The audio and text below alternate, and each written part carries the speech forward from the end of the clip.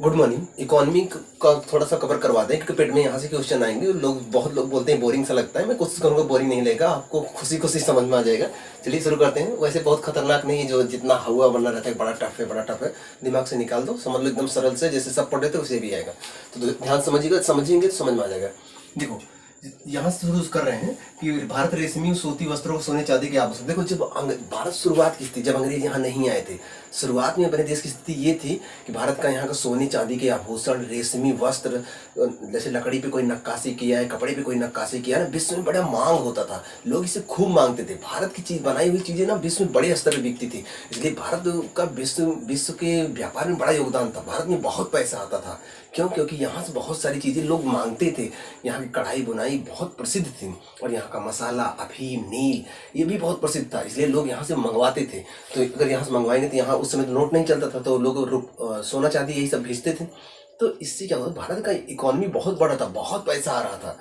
लेकिन जैसे अंग्रेज आए, एकदम से खटमल बन गए। खटमल चूस चूस के एकदम से खत्म कर दिया भारत को। ठीक है, तो अंग्रेजों ने ये किया था। थोड़ा सा यहाँ वही लिखे हैं कि भारत के रेशमी व सूती वस्त्र, सोने और चांदी के आभूषण, नील, मसाले, अफीम का निर्यात होता था। अफीम जानते हो, अफीम तो पीने के बाद मस्त रहता है इंसान। तो इनका निर्यात होता था, यहाँ से भारत से बाहर जाता था। समझ लो कितना, शुरुआत में जब अंग्रेज नहीं है तो उसके पहले की बात कर रहा हूँ, कितना डेवलप था अपना देश। मतलब उस समय भारत का शान ही नहीं था, मतलब उसके जैसा कोई था ही नहीं।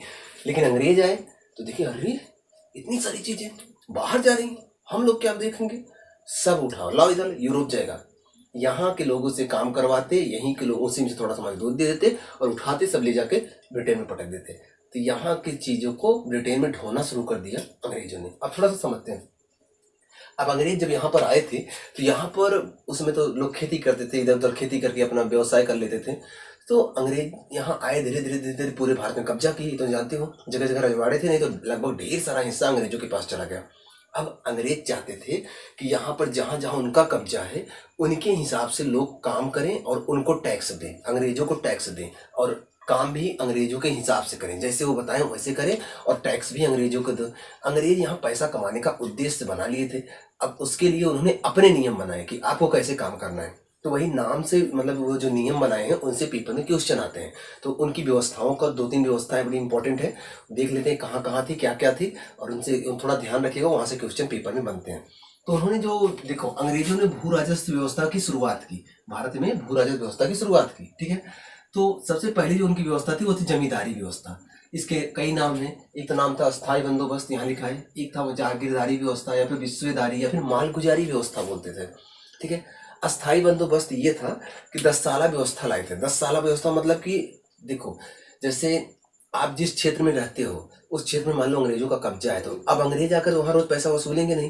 तो वो उस क्षेत्र के किसी बड़े जमींदार को बुलाएंगे कि ऐसा है, बड़े जमींदार मतलब कई जमींदारों को बुलाएंगे और बोलेंगे कि आज इस क्षेत्र की बोली लगेगी, कौन मुझे कितना टैक्स देगा। जो सबसे ज्यादा टैक्स देने की जिम्मेदारी ले, उसको मैं वो क्षेत्र, मतलब ये वाला क्षेत्र दे दूंगा, और वो यहाँ का जमींदार हो जाएगा और इस क्षेत्र से पैसा वसूलेगा, अपना रखेगा और मुझे भी देगा। ठीक है, तो ऐसे वो जगह जगह बोली लगवा देते थे। ये था जमींदारी व्यवस्था। और इसमें इसे अस्थाई बंदोबस्त इसलिए कहते थे कि वो बोले कि जब तक आप टैक्स देते रहोगे तब तक ये जमीन आपके ही पास रहेगी, और आप ही जमींदार रहोगे। अगर आपका बेटा भी आया तो उसके पास रहेगी, अगर वो भी बराबर टैक्स देता रहा। मतलब ये था कि जब तक आप टैक्स देते रहोगे तब तक आपकी है। ऐसी व्यवस्था थी। तो इसीलिए इसे अस्थाई बंदोबस्त भी कहा गया। और विश्वेदारी मतलब विश्व के हिसाब से खेती होती थी। ठीक है, दूसरी बात, इसे सूर्यास्त का नियम भी कहते थे, क्योंकि उस समय कैलेंडर उतना जानकारी थी नहीं, मोबाइल आज की तरह तो था नहीं कि रोज देखते। घड़ी इतना सबके पास थी नहीं। ये जैसे घड़ी है, तो घड़ी ऐसे सबके पास तो थी नहीं। दिख रही घड़ी, तो घड़ी ऐसे सबके पास तो थी नहीं। तो क्या करते लोग, सूर्यास्त का नियम बनाए थे। सूर्यास्त का नियम मतलब कि इतने दिन के बाद सूर्य डूबने से पहले आप लाकर जमा कर दीजिएगा, नहीं तो आपकी जमींदारी छीन ली जाएगी। ठीक है, इसीलिए इसको सूर्यास्त का नियम भी बोलते हैं। ठीक है, क्योंकि घड़ी नहीं थी उस टाइम। घड़ी रही भी होगी, ज्यादा लोगों के पास नहीं थी, कहने का मतलब ये है। तो इसी कई नाम जानते हैं। अब इसके बारे में जानते हैं। इसे कार्नवालिस ने लागू किया था। लॉर्ड कार्नवालिस 1793 के आसपास था, वो उस समय तक था, उसने ही लागू किया था। कार्नवालिस कोड बनाया था, और इसने कार्नवालिस कोड भी बनाया था। और 1793 में इसने लागू किया था। कौन? अस्थाई बंदोबस्त, या फिर जागीरदारी व्यवस्था, विश्वेदारी व्यवस्था, या फिर मालगुजारी। मालगुजारी पैसा वसूलते हैं ना, जो टैक्स लेते हैं, आप खेती करते हो, सिंचाई करते हो, उसका टैक्स लेते हैं, तो उसे मालगुजारी बोलते हैं। कब शुरू किया? 1793 में। और किसकी सलाह पे शुरू किया था? जेम्स ग्रांट और जॉन सोर। आपको याद क्या रखना है? ये रखना है किसने शुरू किया था। कभी कभी सलाहकार तो बहुत कम पूछता है, लेकिन जानते रहो सलाहकार भी पूछेगा तो पता होना चाहिए ये जो जमींदारी व्यवस्था थी किसने सलाह दी थी, तो दिया था जेम्स ग्रांट या फिर जॉन सोर ने। याद रहेगा। दूसरी बात, ये कहाँ कहाँ लागू था भारत में, कहाँ कहाँ इसको अंग्रेजों ने शुरू में लगाया था? एक तो बंगाल में लगाया था, बिहार में लगाया था, उड़ीसा में लगाया था, उत्तर प्रदेश के बनारस में लगाया था, और कर्नाटक में भी ये लगा था। ठीक है, तो कई जगह पर ये लगा था। कौन सी व्यवस्था? जमींदारी व्यवस्था। हाँ, तो क्या था इसमें, ये कितने भाग पे था? क्वेश्चन, हाँ ये इंपॉर्टेंट है, मोस्ट इंपॉर्टेंट है, याद रखना है। ये पूछा जाता है कि जमींदारी व्यवस्था कितने भाग पर था? तो जितना अंग्रेजों के पास जमीन था भारत में, उसके 19% भाग पर, लगभग 19% भाग पर कौन सी व्यवस्था थी? जमींदारी व्यवस्था। ठीक है, यहाँ लिखें, देख लो, याद रहेगा ना। ये 19 इंपॉर्टेंट है, याद रखना, या फिर ये क्षेत्र इंपॉर्टेंट है, याद रखना, या फिर किसके समय में आता? मेन पॉइंट ही लिखे हैं, ये सब ध्यान रखना, पूछे जाते हैं। आ गया कि स्थायी बंदोबस्त किसने लागू किया था? तो कॉर्नवालिस। किसके सलाह पर? जॉन सोर। कितने प्रतिशत भाग पे लागू हुआ था? तो लगभग 19% भाग पे इसे लगाया गया था। ठीक है, इसमें व्यवस्था ये थी कि आप जितना भी वसूल पाओ किसानों से, आप जितना भी वसूल पाओ वसूल लो, और लाकर, हालांकि बता देते थे कि इससे ज्यादा नहीं वसूलना है, लाकर जितना भी वसूलना उसका 10/11 मुझे देना, 1/11 आप रखना। ये 10/11 कौन लेता था? सरकार, फिर अंग्रेज लेते थे। 1/11 भाग ये अपने पास रखते थे। बात क्लियर है? मतलब अगर 11 रुपए वसूले, 10 रुपये अंग्रेज लेंगे, 1 रुपया जमींदार लेता था। तो 22 रुपया वसूलेंगे, 2 रुपये जमींदार लेगा, 33 रुपया वसूलेंगे, 3 रुपये जमींदार लेगा। इसलिए जमींदार ज्यादा से ज्यादा वसूलने की कोशिश करता था ताकि उसको भी ज्यादा मिल सके। ये याद रहेगा पहली व्यवस्था। दूसरी व्यवस्था देखते हैं, महालवाड़ी व्यवस्था। महालवाड़ी व्यवस्था क्या थी? इसके प्रतिपादक कौन थे? Holt Mackenzie. याद रहेगा, हॉल्ट मैकेंजी ने इसको लॉन्च करवाया था, मतलब उनकी सलाह पर इसे लागू किया था। 1820 से 22 के आसपास इसे शुरू किया गया था। कहाँ कहाँ लागू था? उत्तर प्रदेश में आगरा और बनारस के क्षेत्र में लगा था ये। मध्य प्रांत और पंजाब में इसे लगाया गया था। ठीक है, और इसमें भूमि कर अलग अलग था, कहीं 30% था, कहीं 80% था, सॉरी ये कहीं 80% था, कहीं 50% था। ये अलग अलग, जब आए गवर्नर आए तो अलग अलग लगाते थे। तो इससे तो मतलब है नहीं कितना था ये नहीं पूछा जाता, लेकिन ये पूछा जाता है कितनी जमीन पे था। तो ब्रिटिश भारत के 30% भाग पर महालवाड़ी व्यवस्था थी। ठीक है, इसमें क्या व्यवस्था थी? महालवाड़ी व्यवस्था में अंग्रेज जमींदार को नहीं, अभी ऊपर वाले में क्या था? जमींदारी व्यवस्था थी। जमींदार को एक जमीन का पूरा क्षेत्र दे देते थे, वो वसूलता था। महालवाड़ी व्यवस्था में जमींदारी व्यवस्था नहीं थी। उसमें ये था जैसे कि महाल मतलब होता है गांव। एक गांव के मुखिया को पकड़ते थे, बोलते थे भाई तुम्हारे गांव में कितने लोग हैं, वो एकदम मोटा मोटा बता देता था हमारे गांव में इतने लोग हैं। तो क्या करता था? बोलता था कि अपने गांव के सभी लोगों से आप टैक्स वसूल कर लाकर एक निश्चित समय में हमें जमा कर देना, बस मुझे कोई यहाँ पर बोली नहीं लगवानी है। तो यहाँ पर महाल को, महालपति मतलब जो गांव का जमींदार होता था, उसको अधिकार दे दिया गया था, इसलिए इसे बोला गया महालवाड़ी व्यवस्था। वहां पर जमींदारों को दिया गया था इसलिए जमींदारी व्यवस्था। यहाँ पर महाल को दिया गया, किसी समुदाय, किसी गांव के मुखिया को दिया गया, इसलिए इसे महालवाड़ी व्यवस्था। ये उसकी तुलना में ज्यादा भाग पे लगा था। कितने प्रतिशत भाग पे लगा था? 30% भाग पे लगा था। तो कहाँ कहाँ था? उत्तर प्रदेश में भी लगा था, मध्य प्रांत में मतलब मध्य प्रदेश में, पंजाब में लगा था। क्या याद रहेगा? याद रहेगा। कौन सा कठिन है? अगला देखो, रैयतवाड़ी व्यवस्था। समझ पा रहे हो नहीं? ये अंग्रेज जब आए थे ना तो यहाँ खेती करने के लिए व्यवस्थाएं लाए थे, वही व्यवस्थाएं, कुछ नहीं है इसमें। बस समझ लो कौन कौन सी हैं, कहाँ कहाँ है, इतना याद रखो, पेपर में कुछ नहीं गड़बड़ होने वाला है। कठिन नहीं है, बस दिमाग में हुआ रहता है कठिन है, कुछ नहीं कठिन है। रैयतवाड़ी व्यवस्था में देखो, यह कितने प्रतिशत भाग लगा था? 51% भाग में। पूरे भारत में जहां जहां अंग्रेज थे उसके 51% भाग पे यही लगा था। तो अगर क्रम लगाना बोले तो सबसे ज्यादा भाग पे कौन सा लगा है? तो रैयतवाड़ी व्यवस्था, उसके बाद महालवाड़ी व्यवस्था, उसके बाद जमींदारी व्यवस्था। जमींदारी व्यवस्था 19% भाग पे, महालवाड़ी व्यवस्था लगभग 30% भाग पे, और रैयतवाड़ी व्यवस्था 51% भाग पे। जोड़ोगे 100% हो जाएगा। रैयत मीन्स क्या होता है जानते हो? जनता, जनता की व्यवस्था। मतलब अब जमींदारों को नहीं बोलेंगे, ठीक है, अब सीधे जनता से बोलेंगे, ठीक है बेटा तुम काम, ठीक है भाई तुम काम करो, इतना जमींदारी बनती है ला कर दे देना, ठीक है, मुझे कोई जमींदार नहीं नियुक्त करना, मुझे कोई महाल नहीं नियुक्त करना है, तुम्हारी खेती है, खेती करो, इतना टैक्स ला कर दे देना। ये थी रैयतवाड़ी व्यवस्था। रैयत मीन्स होता है आम जनता, जनता को ही मालिक बना दिया कि आप टैक्स खुद ला कर दो। जिससे आज आप भी टैक्स देते हो, कुछ ये जैसे सामान खरीदोगे ना तो इस पर भी टैक्स लगता है, जो भी खरीदोगे टैक्स लगता है, तो आप टैक्स खुद देते हो, तो आज भी रैयतवाड़ी व्यवस्था से बोल सकते हो आप। तो कितने भाग में थी? 51% भाग में। इसके जो थे जन्मदाता वो टॉमस मुनरो हैं, और कैप्टन रीड था, एक आदमी और था कैप्टन रीड, दोनों ने मिलकर इसे दिया था, दोनों याद रखना, कैप्टन रीड और थॉमस मुनरो, ठीक है। 1792 के आसपास। कहाँ लागू हुआ था? मद्रास में, मुंबई में, असम में। मद्रास, मुंबई, असम में, तीनों का याद रहेगा। हॉल्ट मैकेंजी, थॉमस मुनरो, उधर कौन था? जॉन सोर या फिर जेम्स ग्रांट। तीनों के प्रतिपादक बता दिया, तीनों का समय आसपास बता दिया, याद रखना। ये थी 3 व्यवस्थाएं थी, अंग्रेजों ने इसी 3 व्यवस्था के तहत पूरे भारत में पैसा वसूला, पैसा करेंसी वसूलना शुरू किया था इसी के तहत। अब भारत की बात करें तो कुछ व्यवस्थाएं होती हैं, जैसे हर इकोनॉमी जब भी पढ़ोगे तो आपको ये व्यवस्थाएं मिलेंगी। पहली व्यवस्था होती है पूंजीवादी व्यवस्था। पूंजीवादी, इनको समझ लो बस। पूंजीवादी व्यवस्था क्या होती है? पूंजीवादी व्यवस्था में सारा अधिकार कंपनियों के पास होता है, पूंजीपतियों के पास होता है। वो वही सड़क बनाएंगे, वही रेलवे बनाएंगे, वही ट्रक बनाएंगे, वही खनन वाला काम करेंगे, वो सारा काम करेंगे देश का, ठीक है। जहाँ पर सारे काम, जैसे कि कोयला निकालना, पेट्रोल निकालना, उनको बेचना, जिससे अभी सरकार निकलवाती है ना, सरकार बेचती है। गैस सरकार निकाल के सब्सिडी पे जनता को देती है कम दाम पर, लेकिन जब अगर कंपनियां निकालेंगी, निजी हाथों में जाएगा तो कंपनियां महंगे में बेचेंगी। जैसे सरकार रेलवे में कर्मचारी रखता है तो 75,000, 80,000, 1-1 लाख रुपया सैलरी देता है, लेकिन अगर वो कंपनी ले लेगी रेलवे तो 20,000 देगी, करना हो तो करो, नहीं जाओ। और इतनी महामारी है रोजगार की, लोग 20,000 में भी तैयार हो जाएंगे, ठीक है। तो ये होता है निजी पूंजीवादी व्यवस्था में। सारा काम कौन ले लेता है? निजी हाथों में चला जाता है, मतलब कंपनियों के हाथ में चला जाता है। कंपनी जैसा नियम बनाएगी, आपको मानना पड़ेगा। जैसे आप एडिडास को जूता लेने जाओगे तो क्या बोलोगे? सब्सिडी दे दो मुझे। सरकार से बोले, मोदी जी बोलोगे सब्सिडी दिलाओ इस पे, एडिडास के जूता पे, या फिर रेड चीफ के जूते पे सब्सिडी चाहिए, मुझे छूट चाहिए। नहीं, ये कंपनी की इच्छा है, उसने बनाया है, वो कम पे दे, ज्यादा पे दे, आपको लेना लो, न जाओ। तो जब कंपनी कोई चीज लेगी तो उसे बोला जाएगा पूंजीवादी व्यवस्था, ठीक है। तीसरी होती है पूंजीवादी व्यवस्था, जहां पर सारा ढेर सारी चीजें कंपनियों के हाथ में हो, ठीक है, निजी हाथों में। दूसरा होता है समाजवादी व्यवस्था। समाजवादी व्यवस्था वो व्यवस्था जहां संसाधनों पर अधिकार, पूंजीवादी व्यवस्था में संसाधनों पर अधिकार पूंजीपतियों का होता है, कंपनियों का होता है। समाजवादी व्यवस्था में संसाधनों पर अधिकार किसका होता है? सरकार का होता है। सरकार उसे महंगे में निकाले, सस्ते में निकाले, लेकिन जनता को उसे सस्ते में देना होगा। जनता के हित के लिए तो सरकार चुनी जाती है ना। तो समाजवादी व्यवस्था में संसाधनों पर अधिकार सरकार का होता है, वो सही तरीके से जनता में वितरित करती है। पूंजीवादी व्यवस्था में संसाधनों पर अधिकार पूंजीपतियों का होता है, वो प्रॉफिट लेने का सोचते हैं। तो अगर दोनों में अंतर पूछे तो कौन सी व्यवस्था में प्रॉफिट ज्यादा होता है? प्रॉफिट, कौन सी व्यवस्था प्रॉफिट के हिसाब से काम करती है? पूंजीवादी व्यवस्था।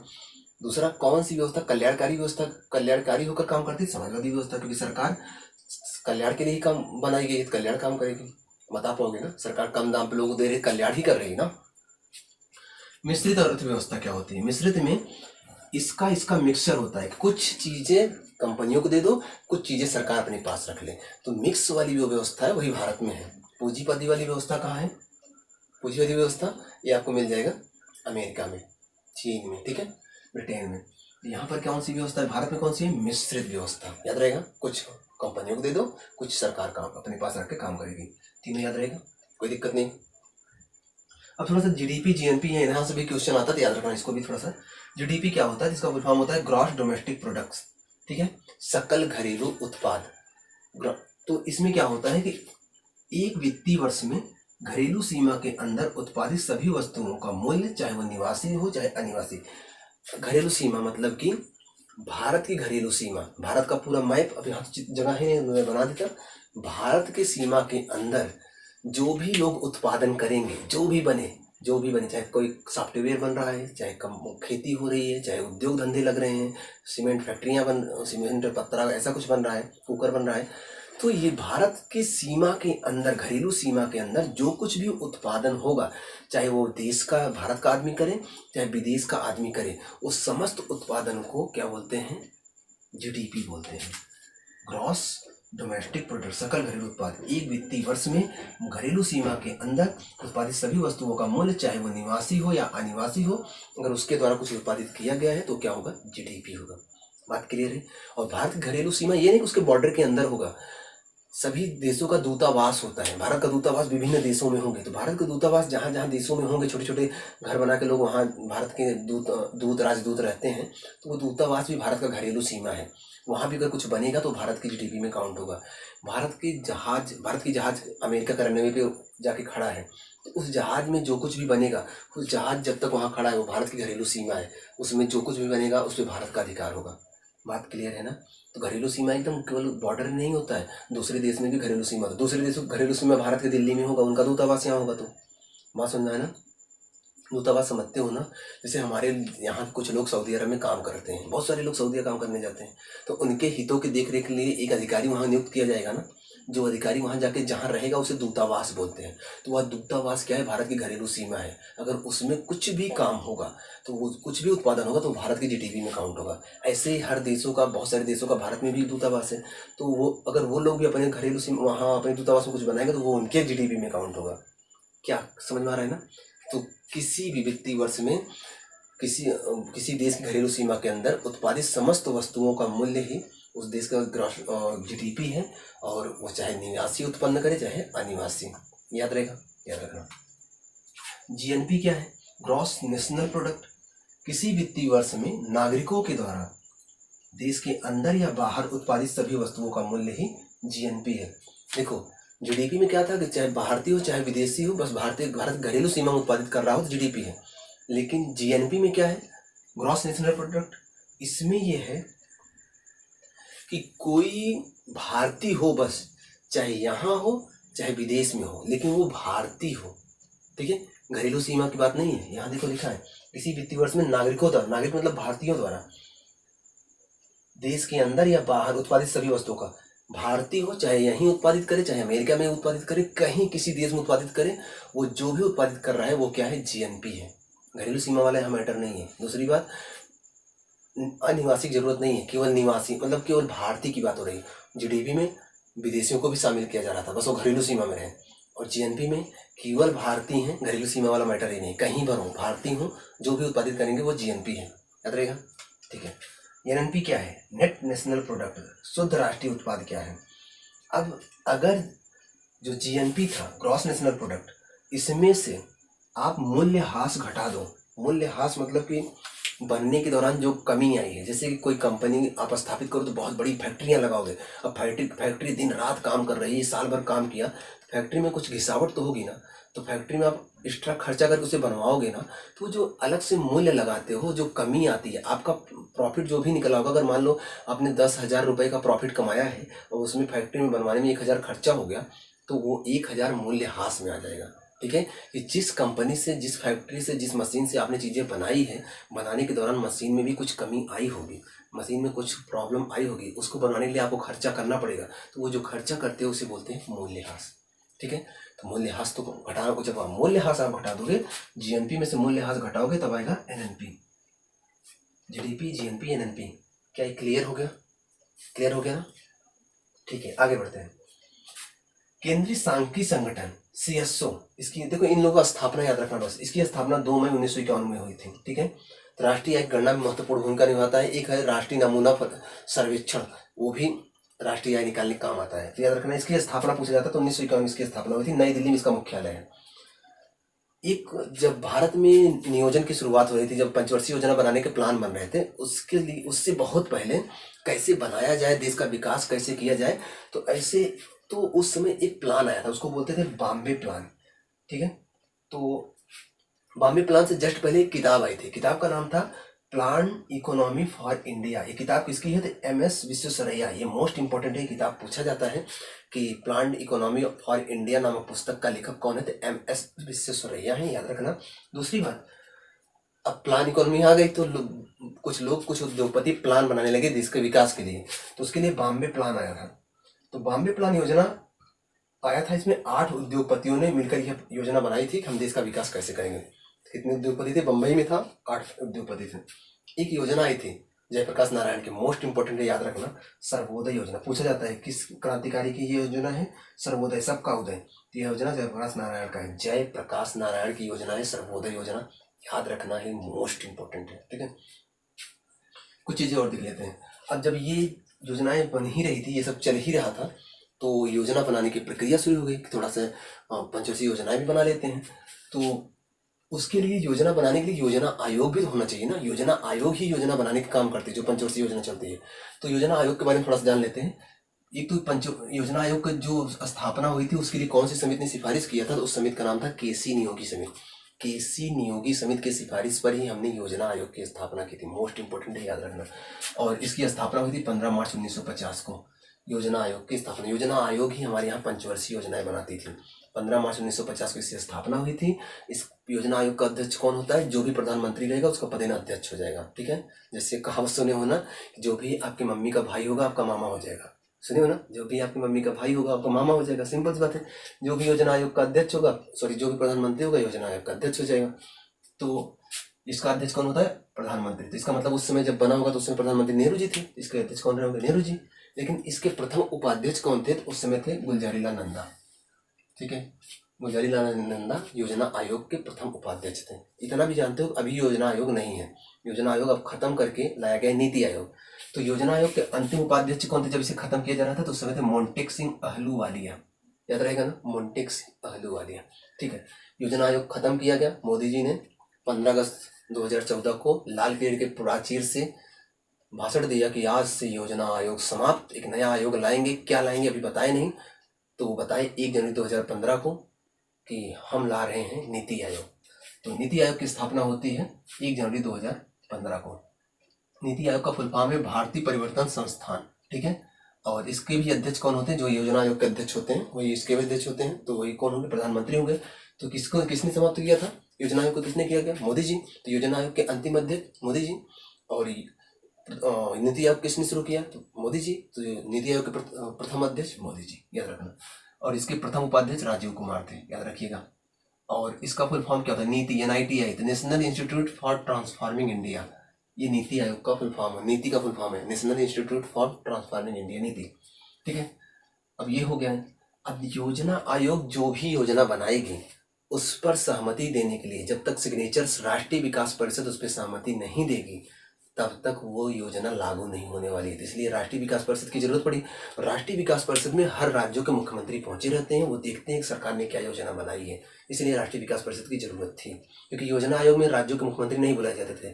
राज्यों के लिए आप योजना बना रहे हो, उनके मुख्यमंत्री को नहीं बुला रहे हो, इसलिए राज्य बोले हमको तो बुलाइए। तो उनको बोले कि ठीक है, आपको राष्ट्रीय विकास परिषद में बुलाया जाएगा। तो इसलिए एक संस्था अलग से बनाएगी, उसका नाम रखा गया राष्ट्रीय विकास परिषद, ठीक। राष्ट्रीय विकास परिषद 6 अगस्त 1952 को इसकी स्थापना होती है। और इसके भी मतलब किस समिति ने सिफारिश किया था? तो वो भी केसी नियोगी समिति, वही नियोगी समिति जिसने योजना आयोग बनाई थी। नियोगी समिति की स्थापना 1946 में हुई थी, ठीक है, याद रखना। तो उसी के सलाह पे बना था राष्ट्रीय विकास परिषद, याद रहेगा ना। अब ये कुछ योजनाएं देख लेते हैं। योजनाओं में क्या मुख्य चीजें थी वही आप जान लो, बहुत है, ठीक है। तो देखेंगे प्रथम पंचवर्षीय योजना जो चली थी 1951 से 56 तक थी। हेराल्ड डॉमर मॉडल ये याद रखना इंपॉर्टेंट है, हेराल्ड डॉमर मॉडल पे आधारित थी। दूसरी बात, पहली पंचवर्षीय योजना पे मुख्यतः फोकस किस पे किया गया कि हम कृषि को बढ़ावा देंगे, क्योंकि उस समय भारत भुखमरी का झेल रहा था, बहुत लोग भूख से मर रहे थे। तो नेहरू जी ने कहा पहले हम खेती को बढ़ावा देंगे। तो पहली पंचवर्षीय योजना डॉमर मॉडल पे थी और उसमें खेती को बढ़ावा दिया गया था, याद रहेगा। 51 से 56 तक चला था। दूसरी पंचवर्षीय योजना देखो, अगर उसका लक्ष्य देखना चाहो तो आप इतना जानते रहो कि पहली पंचवर्षीय योजना का लक्ष्य था 2.1% और प्राप्त किया था 3.6%। इसका मतलब सफल योजना थी पहली। दूसरा, द्वितीय पंचवर्षीय योजना 56 से 61, 5 साल की योजनाएं थी। पंचवर्षीय है ना, 5 साल की, 56 से 61 तक चलेगी। इसका मॉडल बनाया था PC महालनोबिस ने, याद रखना। PC पहले के डॉमर थे, दूसरे PC महालनोबिस। और इस योजना ने उद्योगों पर ध्यान दिया कि हम कंपनियां लगाएंगे, ठीक है। पहली योजना में आपने 5 साल खेती किया, बहुत है, अब चलो कंपनियां लगाते हैं। तो खेती कर लिए थे, तो खेती से चीजें बन गई हैं, तो अब कंपनी लगा लेते हैं। तो इन्होंने क्या कहा, दूसरी योजना में हम कंपनियां लगाए, उद्योगों पर ध्यान दिया। तो कुछ उद्योग भी स्थापित किए। पहला उद्योग स्थापित किया राउरकेला में, स्टील प्लांट बनाए, स्टील बनाने के लिए। पहला था राउरकेला आपको उड़ीसा में मिलेगा। दूसरा भिलाई में स्थापित किए थे, छत्तीसगढ़ में है भिलाई। और तीसरा दुर्गापुर में स्थापित किए थे, कहाँ है? पश्चिम बंगाल में है दुर्गापुर। क्या याद रहेगा? याद तो रहेगा। तृतीय पंचवर्षीय योजना जब चल रही थी उस समय भारत चीन युद्ध चल रहा था 1962 में। आपको याद होगा नेहरू जी ने आपातकाल भी लगाया था, राष्ट्रीय आपातकाल। उसके बाद भारत पाकिस्तान योजना युद्ध चल रहा था 1965 में। अब किसी देश के पैसा, आपके घर पे पैसा है, आपके रख रखाव के लिए, कपड़े के लिए, त्योहार के लिए, पढ़ने के लिए, लेकिन पड़ोसी से युद्ध चल रहा है, लड़ाई चलने लगा, थाना मुकदमा होने लगा, तो जो पैसा आपके हित के लिए रखा था वो पुलिस ले जाएगी, थानेदार ले जाएंगे या फिर जज साहब ले जाएंगे। तो आपका पैसा उधर चला गया तो आपका विकास रुक जाएगा ना। वही चीज थी यहाँ पर भी। ये तृतीय क्या हुआ कि भारत चीन से लड़ रहा था, भारत पाकिस्तान से लड़ रहा था, तो जो पैसा देश के लिए लगना था वो युद्ध में लग रहा था। इसीलिए भारत में भीषण अकाल पड़ा और भीषण सूखा पड़ा, बहुत लोग मरे, ठीक है। उस दौरान भीषण सूखा भी पड़ा था और बहुत लोग मरे थे। इसलिए वह योजना पूरी तरह से फेल हो गई थी, ठीक है, फेल योजना है। और दूसरी बात, जब एकदम से सूखा पड़ गया और यहाँ पर भुखमरी फैलने लगी, तो भारत सरकार ने रुपए का अवमूल्यन कर दिया। अवमूल्यन करने का मतलब होता है जानबूझकर रुपए का दाम कम कर देना। जानबूझकर अगर रुपए का दाम आप कम कर दोगे तो विदेश के लोग यहाँ आएंगे, सामान खरीदेंगे, यहाँ विदेशी मुद्रा बढ़ेगा। जैसे 1 रुपया अगर $1 के बराबर हो तो कोई भारत में आकर कंपनी क्यों लगाएगा? अगर उसे 1 रुपया यहाँ पर जितना है उतना ही $1 भी है तो कंपनी अमेरिका में लगाए, क्योंकि वही पैसा बराबर है। लेकिन अगर $1 बराबर 20 रुपया हो जाए तो सोचिएगा कि यहाँ $1 खर्चा करेंगे, उससे अच्छा है कि हम भारत में जाएं, वही $1 लेकर 20 रुपया बन जाएगा, कुछ ज़्यादा प्रॉफिट हो जाएगा। ठीक है, तो इसीलिए लोग जानबूझकर कई बार अपने देश की मुद्रा का दाम घटाया गया था। पहली बार यहाँ पर घटाया गया था 1966 में, इसे बोला गया रुपए का अवमूल्यन। ठीक है, विमुद्रीकरण में नोट बंद करते हैं, नोटबंदी नहीं है, पैसे का दाम ही घटा दिए हमने। ठीक है, और इसी समय 1966 में IDBI, industrial development bank of India, IDBI की स्थापना होती है 1964 में। ठीक है, IDBI की स्थापना 1964 में, industrial development bank of India की स्थापना हुई थी 1964 में। ठीक है, तो ये हुआ दूसरी तृतीय पंचवर्षीय योजना। अब तृतीय पंचवर्षीय योजना जब एकदम से फेल हो गई ना, तो सरकार ने कहा रुक जाओ, अब 5 साल का नहीं बनाएंगे। अब जब एकदम से इंसान फेल हो जाता है ना, डर सा जाता है, बोले कि ठीक है 1-1 साल का बनाएंगे, 1 साल बनाएंगे, उसको पूरा करेंगे, फिर 1 साल का बनाएंगे। तो 3 बार 1-1 साल का बनाए, तो 66 से 69 3 बार 1-1 साल का बनाए, इसलिए इसको योजना अवकाश भी बोलते हैं कि 5 का नहीं बन रहा है, 1 का बन रहा है, इसलिए क्या बोले इसे, योजना अवकाश काल। याद रहेगा ना। तो योजना अवकाश काल कब आता है? तृतीय पंचवर्षीय योजना के बाद 66 से 69 के बीच में। तो वही है 3 वार्षिक योजना, योजना अवकाश 1966 से 69 योजना अवकाश बोला गया। और इसी समय 1969 में लीड बैंक योजना शुरू की गई। लीड बैंक योजना में बोला गया कि जिस जिले में कोई बैंक हो, वो उस जिले के किसी एक गांव को गोद लेकर उसका डेवलपमेंट करे। इंदिरा गांधी उस समय देश की प्रधानमंत्री थी, कौन कुछ में है दम जो उनसे कोई पंगा ले, वो बोल दी तो करना पड़ेगा, तो करना पड़ता था, लोग करते थे। कई बैंकों ने लीड बैंक के तहत काम किया, कई गाँव को गोद लेकर डेवलप किया। और 1966 से 67 में हरित क्रांति देश में आई थी, याद होगा हरित क्रांति, नार्मन बोरलाग, MS स्वामीनाथन। विश्व हरित क्रांति के जनक नार्मन बोरलाग कहाँ के थे? मैक्सिको में थे, प्रयोग मैक्सिको में किया, अमेरिका में किया। ठीक है, और भारतीय हरित क्रांति के जनक MS स्वामीनाथन। ठीक है, बहुनी किस्म के गेहूं का बीज इन्होंने बनाया था, जिससे भारत आत्मनिर्भर बन रहा था। ठीक है, हरित क्रांति का मुख्यतः प्रभाव पंजाब और हरियाणा में पड़ा और पश्चिमी उत्तर प्रदेश में पड़ा। ठीक है, हरित क्रांति का प्रयोग, और हरित क्रांति में सबसे ज्यादा खेती किसकी हुई? धान की और गेहूं की। क्या ये सब चीजें याद रखे हुए? ये सब पूछा जाता है, याद रखना। तो 1966 में आई थी हरित क्रांति। MS स्वामीनाथन भारत के हरित क्रांति के जनक हैं, और विश्व हरित क्रांति के जनक नार्मन बोरलाग, याद रखना। और इसी उन्हीं के नाम पर बोरलाग पुरस्कार दिया जाता है, जो कि कृषि क्षेत्र में दिया जाता है, उसको भी याद रखना। याद रहेगा ना, बहुत सारे फैक्ट बता रहा हूँ, थोड़ा ध्यान से इसको याद रखिएगा। चौथी पंचवर्षीय योजना 1969 से 74 तक चली थी, 5 साल के लिए फिर से बनाए। और इसमें क्या किया गया? महारानी इंदिरा गांधी थी उस टाइम देश की प्रधानमंत्री 69 में। उन्होंने बैंकों से कई बार कहा कि देश के कुछ गरीबों को भी लोन दे दिया करो, आप अमीरों को लोन देते हो, गरीबों को हित कौन करेगा? तो बैंक सुन ही नहीं रहे थे। तो इंदिरा गांधी ने क्या किया, महारानी ने 14 बैंकों को पकड़ा और राष्ट्रीयकृत कर दिया, राष्ट्र को समर्पित कर दिया। अब 14 बैंकों को राष्ट्रीयकृत कर दिया, तो इसका मतलब अब सरकार जो बोलेगी करना पड़ेगा, नहीं करोगे तो यहाँ से निकाल दिए जाओगे। तो इंदिरा गांधी ने पहली बार 14 बैंकों का राष्ट्रीयकरण किया था, जबरदस्ती। ठीक है, याद रखना, 1969 में हुआ था। ठीक है, और इसी समय 1974 में आपको याद होगा नाभिकीय परीक्षण किया था इंदिरा गांधी ने, स्माइलिंग बुद्धा के नाम से। अमेरिका इतना रोक रहा था, इंदिरा गांधी बहुत कठोर फैसले के लिए जानी जाती हैं। जो किया है शायद किसी ने किया होगा, बहुत ताकतवर, अपने आप को बहुत ताकतवर दिखाती थी, और जरूरी भी है। थोड़ा सा झुक कर कठोर रहो, नहीं तो दुनिया आपको दबा डालेगी। ठीक है, कठोर थोड़ा तो जरूरी है, जरूरत से ज्यादा सीधे बनोगे तो लोग फायदा उठाने लगते हैं। ठीक, तो और इसी समय इंदिरा गांधी ने परिवार नियोजन भी शुरू किया था।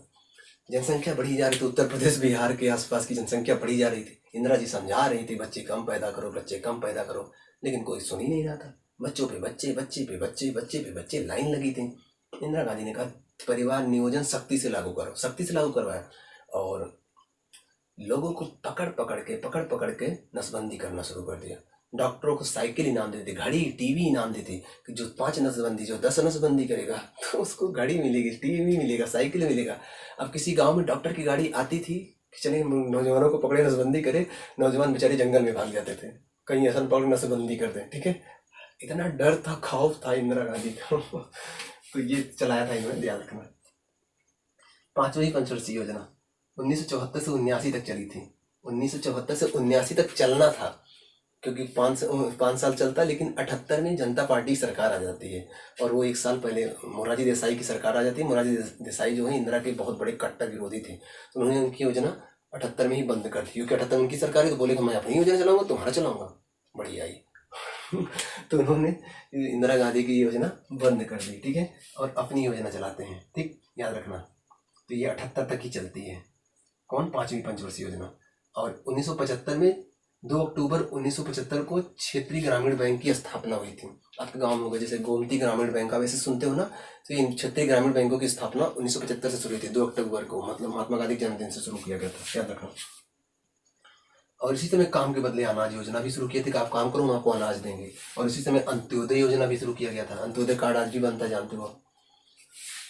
अब 78 में मोरारजी देसाई की सरकार आती है, जो कि पहली बार गैर कांग्रेसी, अभी 78 तक डायरेक्ट कांग्रेस चली जा रहे थे, आज़ादी से लेकर 78 तक, 1978 तक। 1978 में देश में पहली बार गैर कांग्रेसी सरकार केवल 2 साल के लिए आती है। मोरारजी देसाई और चौधरी चरण सिंह 2 साल में 2 लोग का शासन करते हैं। 80 में फिर से कांग्रेस आ जाती है। ये आप पढ़ोगे राजनीति समझ में आएगा आपको।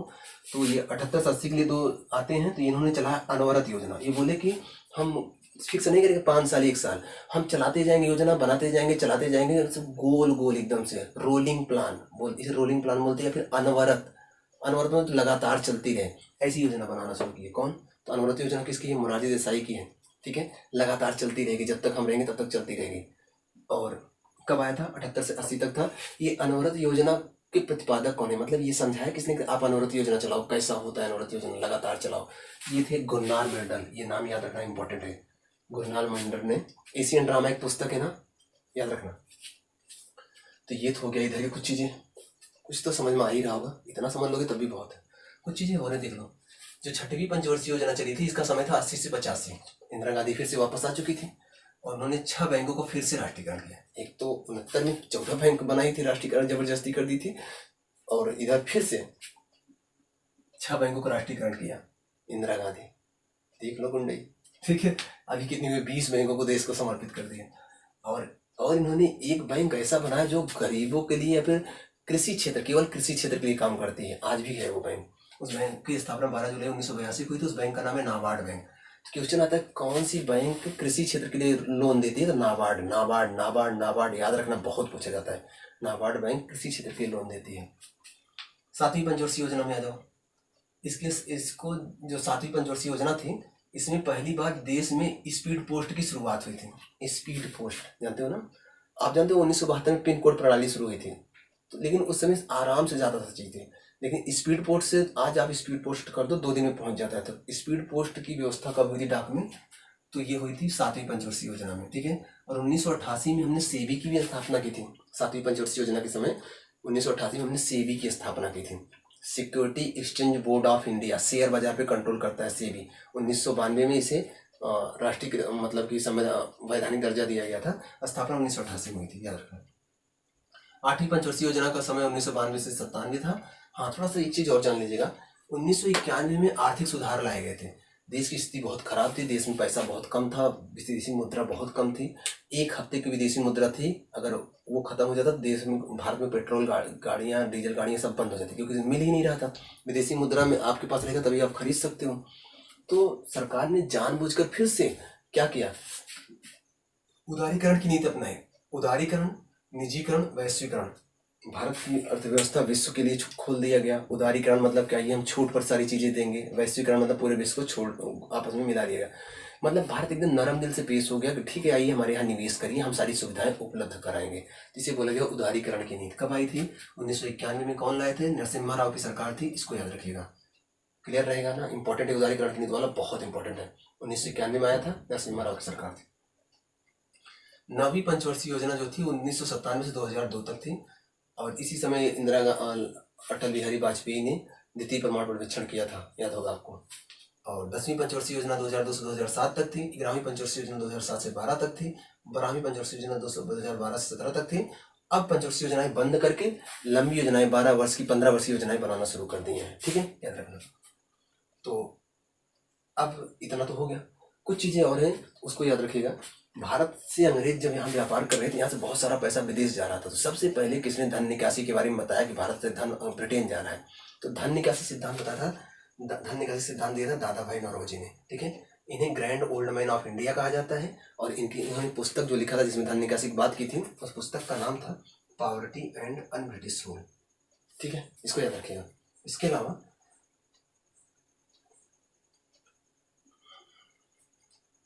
जो ये गरीबी है, तो गरीबी से संबंधित कुछ समितियां हैं। ठीक है, क्वेश्चन आता है, याद रखना। एक तो अलग समिति, लकड़वाला समिति, तेंदुलकर समिति, रंगराजन समिति। ठीक है, तो ये गरीबी निवारण की समितियां हैं, याद रखना। कभी कभी पूछा जाता है तेंदुलकर समिति किससे संबंधित है, तो गरीबी निवारण से है, गरीबी निर्धारण से है कि कितने लोग कितने कमाने वाले गरीब हो सकते हैं, कितना पाने वाले गरीब नहीं हो सकते, तमाम चीजें। तो 4-5 नाम है, याद रखना। अब एक ही वीडियो में इकोनॉमी कंप्लीट होगा नहीं, 1-2 वीडियो और बनाना पड़ेगा, तब आप जाके कुछ इसके बारे में जान पाओगे। अगर इतना जानते रहोगे ढेर सारा क्वेश्चन आप कर सकते हो। 1-2 वीडियो और बनाएंगे तो ढेर सारा फैक्ट और मिल जाएगा, तो इकोनॉमी से सारे क्वेश्चन आप कवर कर लोगे। ठीक है, बस करें। ठीक है, चैनल पर पहली बार जरूर सब्सक्राइब कर लीजिएगा, शेयर भी कर दिया करें।